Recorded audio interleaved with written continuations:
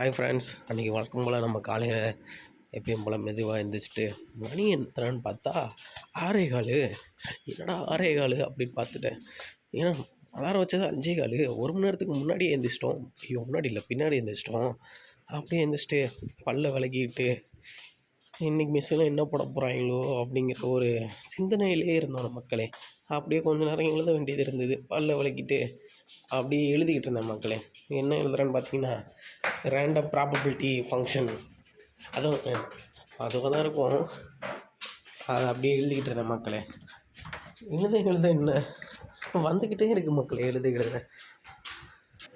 அப்படியே நம்ம எழுதி முடிச்சுட்டு வந்த இடம் தான் நம்ம எப்பயும் போல் வர இடம் தான். வேறு எதுவும் இல்லைங்க, மெஸ்ஸுக்கு தான் போகிறோம் சாப்பிட்றதுக்கு.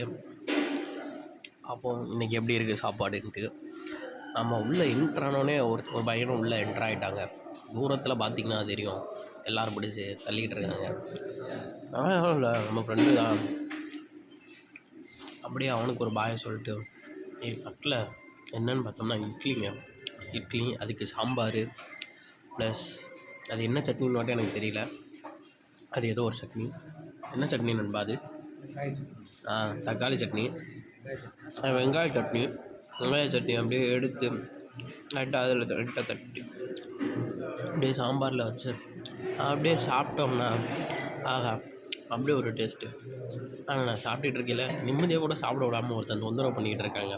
வேறு யாரும் இல்லை, இந்த கொசு பையன் தான். அங்கிட்டு போடுறான், இங்கிட்டு போடுறான். அவனும் பிடிக்கிறதுக்குள்ளேயும் பாடாப்பட வேண்டியது இருக்குது. திடீர்னு சோத்தில் இதில் விழுந்துருவானு, இட்லியில் விழுந்துருவானு பயம். அதனால அவனை பிடிச்சி நீ கொல்லான்னு விடக்கூடாதுன்ட்டு அவனை தேடிக்கிட்டே இருக்கேன். முன்பே ஒன்று அந்த பக்கம் போயிடறான், இந்த பக்கம் போயிடறான், அங்கிட்டும் போய்ட்டு ரவுண்ட் அடிச்சுக்கிட்டே இருக்கான். கையில் சிக்கலாம் சிதைச்சிடுவேங்கிற மைண்ட் செட்டில் தான் இருந்தேன். ஆனால் நிம்மதியாக சாப்பிட்ணும்ல நண்பர்களே. சாப்பிட்ற கூட நிம்மதியாக ஒருத்தன் விட மாட்டேங்கிறானா, என்ன பண்ணேன்? அது பிறகு கையில் அமைதியாக உட்காந்துருந்தான்.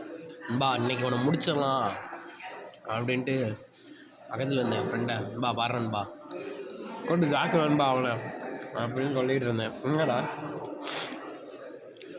அவன் அடிதான், ஒரே அடி, அவ்வளோதான் முடிஞ்சு.